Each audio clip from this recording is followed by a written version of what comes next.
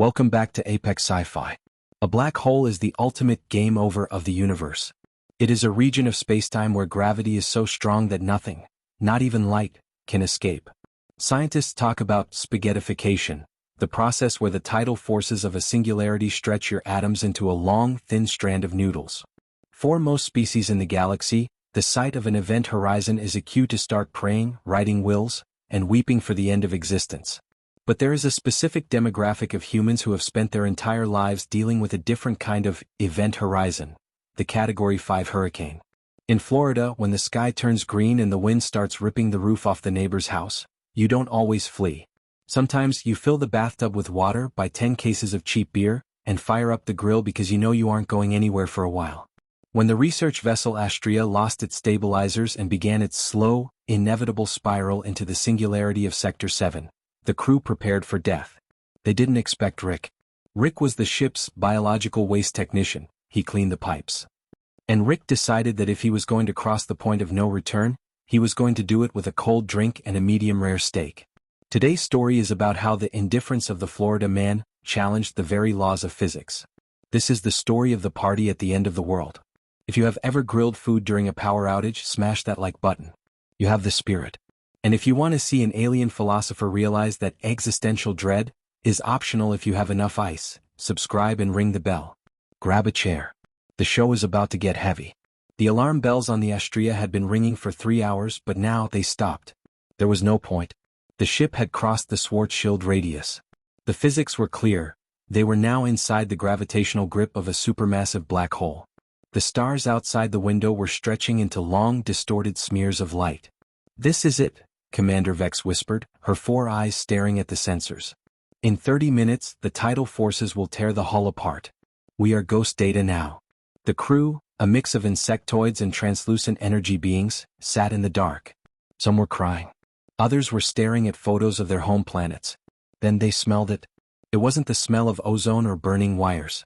It was the smell of hickory smoke? And seasoned beef? "What is that?" Vex asked, standing up. "Are the life support systems malfunctioning? Is the air supply hallucinating?" She followed the scent to the main observation deck. There, in the middle of the most advanced laboratory in the quadrant, was Rick. Rick had dragged a plastic inflatable pool from the storage bay and filled it with liquid nitrogen ice. In the middle of the pool sat a cooler full of space bud.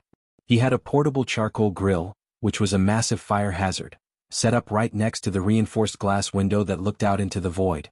Rick was wearing a tank top that said "Salty Dog," and was currently flipping a burger while listening to 80s rock on a portable speaker. "Rick?" Vex shrieked. "What are you doing?" "We are being consumed by a singularity." Rick looked over his sunglasses. "Yeah, I saw that on the news. Nasty storm. Category 6 looks like." "It is not a storm. It is a black hole. We are dying." "Look, Commander," Rick said, handing her a cold can. "I've been through Andrew, Irma, and Ian. When the wind hits 150 and the bridge is underwater, you got 2 choices. You can cry or you can have a hurricane party. And I ain't a crier." Vex looked at the can. She looked at the black hole outside. "You are cooking? Now. Grill's hot, meat's thawed. Be a waste not to," Rick shrugged. "Hey Zorp, get over here. I got some corn on the cob." Zorp, the science officer, crawled out from under a table. "Is the corn buttered?" "Best in the galaxy," Rick winked. One by one the crew joined him.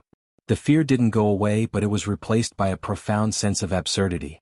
As the ship began to vibrate from the intense gravity, Rick just turned up the volume on his music. "Check it out," Rick pointed at the window. "The light is doing that weird bendy thing. Cool, right?" "The gravitational lensing is reaching its peak," Zorp noted, taking a bite of a burger. "Actually, this is the best view of a singularity in history. Usually, scientists are too busy screaming to take notes." The ship groaned. The metal began to twist. "Here comes the wall," Rick shouted, holding up his drink. "Hold on to your hats, boys. It's gonna be a bumpy ride." Normally, the crew would have been in a state of catatonic shock.